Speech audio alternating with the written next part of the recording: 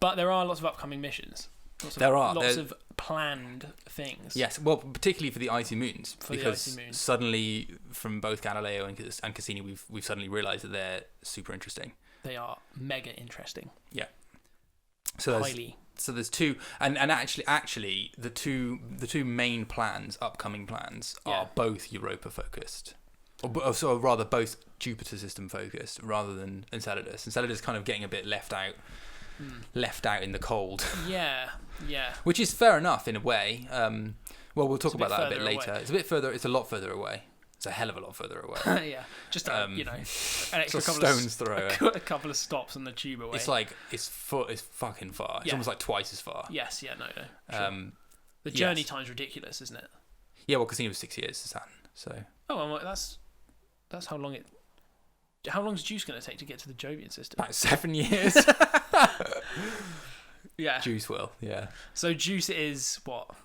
JUICE, which is potentially mission. The worst name of a mission in the history of missions. It's the European Space Agency, isn't it? They tend to name things like the Very Large Telescope. But that's all right. Actually, I quite like that one. If they called it the Very Awesome Jupiter mission, that would be better than JUICE. There's just something about the word JUICE, which is just, there's just nothing cool about that. JUICE. I mean, not that the space mission has to sound cool for it to be cool. Yeah, but NASA name things like Curiosity. I mean, there's Voyager. Voyager's a cool name. Voyager's a very cool name. New Horizons. That's all right. Yeah, that's good.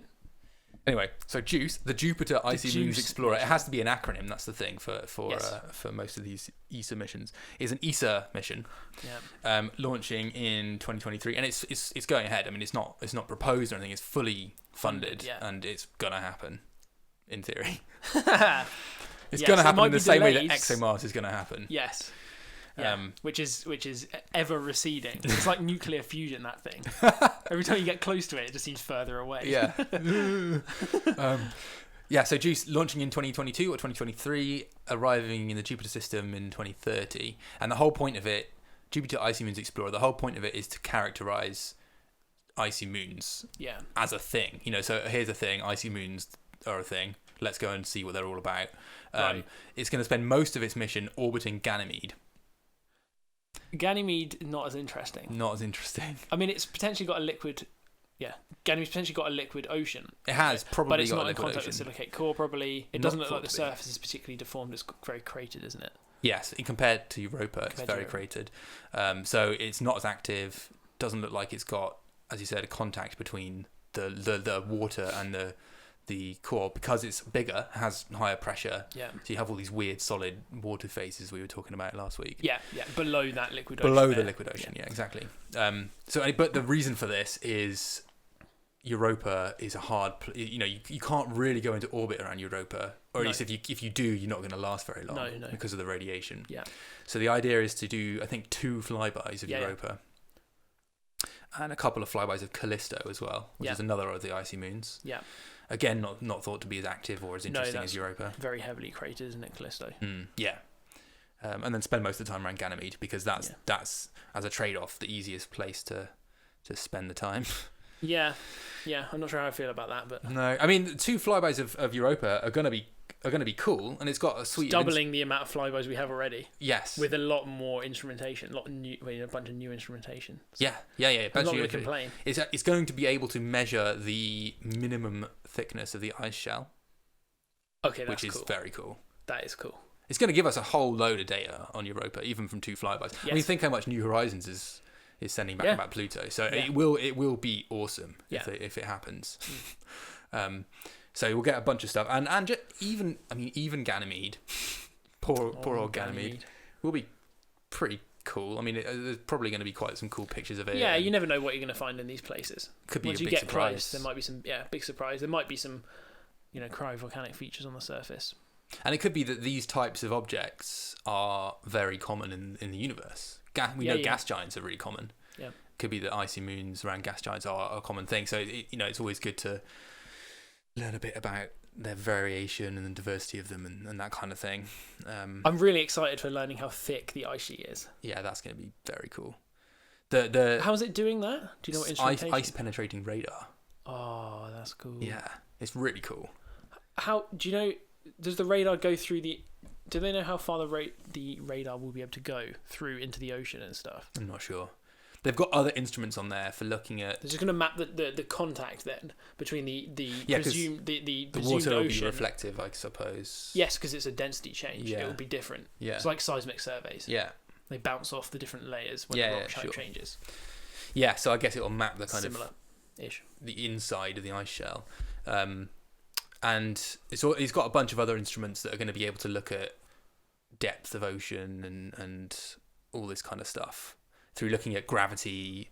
And, and magnetosphere interactions and a whole bunch of stuff that I don't really understand. Oh man. Obviously, it's doing this around Ganymede, so it's equipped to do that anyway. They think Ganymede has a liquid water ocean, so it's got all the stuff to do it with Ganymede, and it's going to fire it at Europa as well. So they might learn the thickness of the ocean as well. Yeah. Should do. Should really well constrain a lot of the stuff we were talking about last week. So how deep the ocean is, how thick the ice shell is, all that kind of stuff should come out of it. Yeah, cool. I mean that you cannot complain about that. No, that is decent. How awesome is that? But that's not going to that might not get there till 2030. Might not get there till 2030. It doesn't have a lander, does it? Or is there some plan to put one on? Well, the Russians were apparently Roscosmos. Oh yeah. Were apparently those guys. They have a lander concept for a Ganymede lander. Oh right. And they're trying to like. Oh, for landing on Ganymede, not for Europa. Son of a bitch. Okay, yeah. Yeah. They have this plan to. They're trying to convince ESA to stick it on the payload for JUICE. Sure. And I think one of the bargaining chips is, well, we'll give you one of these nuclear reactors. What are they called? RTG. I don't know what it stands for. Radioisotope thermal generator, I think. Right. Instead of the we'll trade you that for giving us a spot on your thing, but nothing's confirmed about that. That's just a bit of. What's the isotope generator for power? JUICE? For power, yeah, sorry, for power. So it doesn't have to rely on solar panels, which could get ruined in the radiation environments around Europa. Oh, that's a good point. So it potentially could give it more time to do more Europa stuff. Okay, interesting. But I mean, it probably won't happen.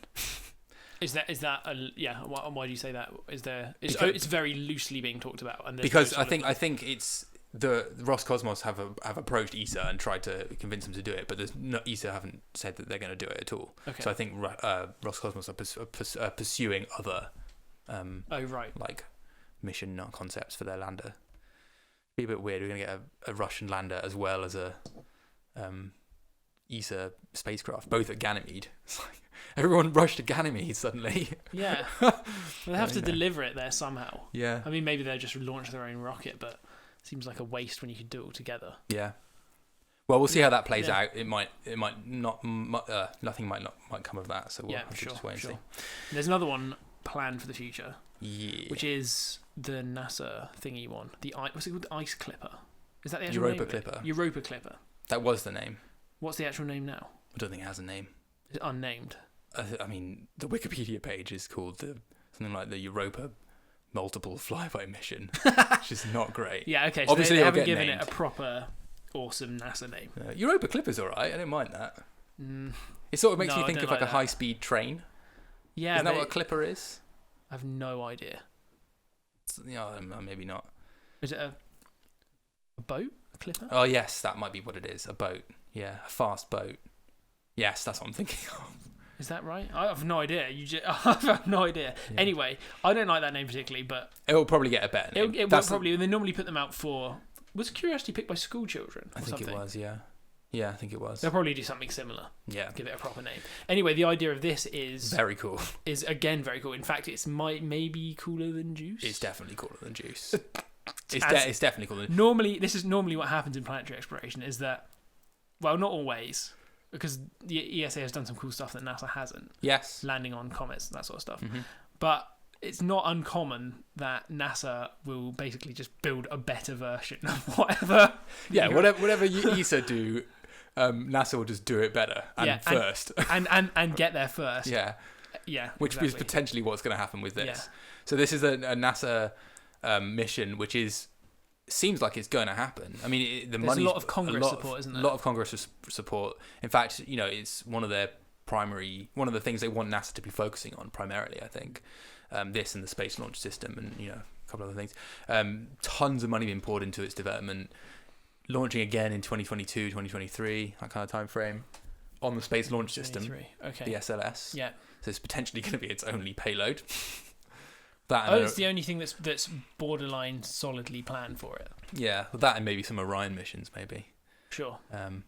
But yes, it's the idea for it is a focused Europa satellite, not in orbit around Europa. It's going to be in orbit around Jupiter, so it's going to avoid the radiation environment. It's not smart being in orbit around Europa, as we said. But it's going to do up to 45 flybys. 45? Yeah. So that might as well be in orbit. Yeah. 45, that's mad. It's amazing, yeah. And they're going to be able to map the entire surface with a ridiculous resolution. Whilst Juice is pissing around by Ganymede, no one cares. It's like, hey guys, look, we found a crater on Ganymede. We're being too mean. Yeah, we are. Because Ganymede will be interesting when it gets probably there. will, yeah. We'll change our tune if they find it. It might be super awesome, actually, Ganymede. You never know. Yeah. You never know. But, I mean, Europa's obviously the hot topic. Yeah. So 45. 45 wow. flybys.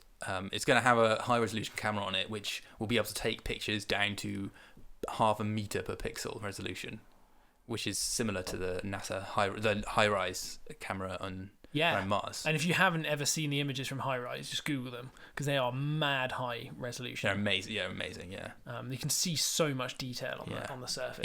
It just makes you realise that it's a planet, Mars. Yes. You look at it and that's just a proper landscape. You can imagine walking around on it. Yeah. So we're going to get similar resolution images of Europa from this spacecraft. Oh god, I can't wait for that. I literally can't wait. Yeah. Just seeing that is going to be incredible. Anyway, yeah. What else does it have on it?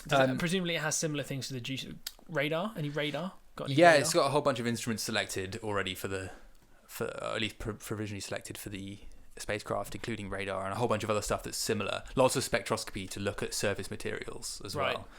So that like the clays and the salts and maybe all the organic material that might have been deposited on the surface from the ocean, potentially. So a bunch of that. The other thing it's probably going to have is a lander. So I knew it had some sort of lander, but what sort of lander? Is it going to be like a... So nobody knows. Oh, okay. Right, at the moment. Yeah. There's not been much talk about from the NASA side, but there are rumours and articles written by people who are meant to be quite close to this. We've got have good sources. Some inside knowledge. That it's going to be a proper lander, adding up to as much as $1 billion to the cost of the mission. No joke. So like a full-on proper lander. $1 billion extra for just okay. Which is going to potentially land like the Curiosity rover on Mars or the Sky Crane, have up to 30 kilos of instrumentation on it, be able to drill into the ice to only to tiny depths, but at least drill into the surface a little bit. Because that is one problem, of course. If you try and sample the surface, it's going to be bleached to shit by the radiation. Yeah. So you're going to have to try and get under some layers. I mean, ice is quite a good blocker of radiation, I think. Yes. So you might find that if you're on a fresh bit that's kind of been upwelling recently, if you get a certain depth below the surface, not that far down, you get to stuff that's relatively pristine, maybe. That's what you find on Mars anyway. Yeah. That's what we seem to find on Mars. The radiation's not as intense. It's nowhere near as intense on Mars. So I don't know, but I'm sure it'll block out a lot of it though. Yeah. Just a few centimeters of stuff. Yeah. But I mean, it's a proper lander. Not just a sacrificial kind of Huygens style. Yeah, that's more what I was land thinking. 20 minutes and send some data quickly and then die. It's a proper lander that will be. I mean, it will die because of the radiation. Yeah. But this has all been factored in. Studies have been done, and even because with radiation shielding, you end up with, and even with radiation shielding and a Sky Crane delivery, you still end up with 30 kilos worth of instrument payload that you can have on it. Do you know how long it's supposed to? I don't know if anyone knows this. How long it could last? I don't know. I haven't seen anything about that. No. But I mean, maybe that's not so important. In the sense that as long as you have enough time to deploy all its instruments and sample a couple of things around it, that's sort of all you maybe need. It's going to be static, so it won't be moving around. So yeah, maybe that is all you need. But the idea is to send the spacecraft and the lander together, obviously, to the Jupiter system, and then they detach from each other, the lander goes into this just huge, really wide orbit, way away from all the dangerous radiation around Jupiter, while the satellite does its stuff.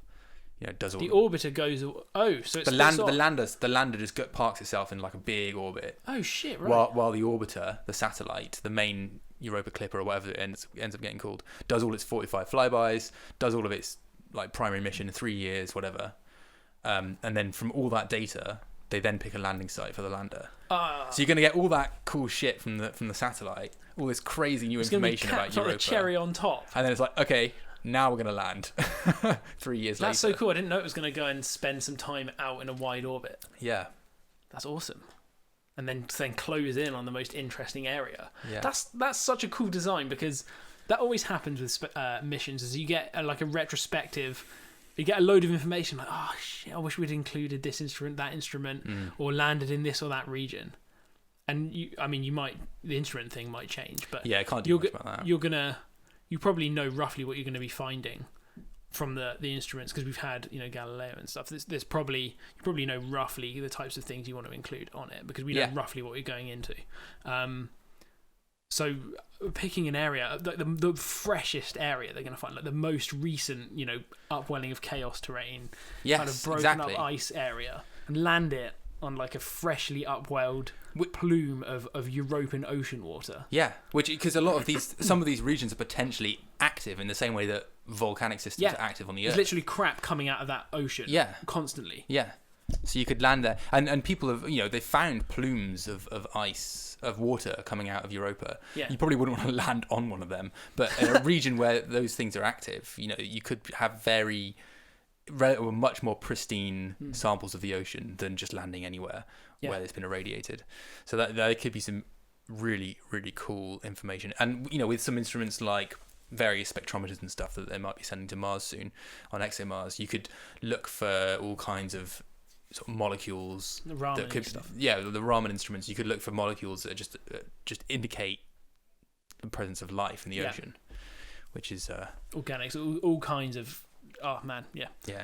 And obviously, again, that's gonna presumably provide not the Raman but other things. It's going to include radar type systems, gravity service, all this type of stuff that JUICE was also going to maybe do a version of later when they've already got that information. But well, that's the thing. Mounting this Europa NASA mission on top of a space launch system gets it to Jupiter in like 4.5 years, compared to the 7 or whatever that it takes for JUICE to get there. Sure. So potentially it could even launch later and arrive there first. It could launch later and arrive there first, yeah. And then send back a load of data, and then JUICE is just going to confirm what it's done. I guess yeah. I don't know. I'm not sure how there might be some synergistic. They might work together more than compete. I'm not sure. I bet that's not quite how certain people are looking at it. No. But what I mean is whether the NASA satellite has exactly the same instrumentation. Yes. I don't know. I can't remember exactly. No. I mean, there's not much. The Clipper mission's not been fully detailed and stuff yet. I mean, the JUICE mission has, but no. But this is the thing. It's the American government are really behind it. So hopefully, it's a dead cert, and it will happen. Yeah.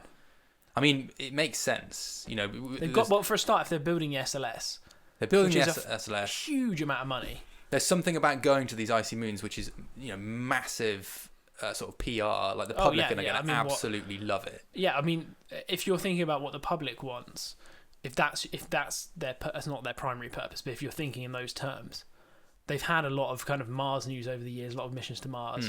People might be kind of like, let's have a new episode. Let's just go to a new, and we land on a comet and stuff. That wasn't NASA. So. I mean, a trip to an icy moon with an ocean beneath it. I mean, what's going to capture a public imagination better than that? Mm-hmm. Sort of ready for that now, like a new sort of phase in robotic exploration. Of the icy moon, it's ripe. The time is ripe for that. Yeah, it is.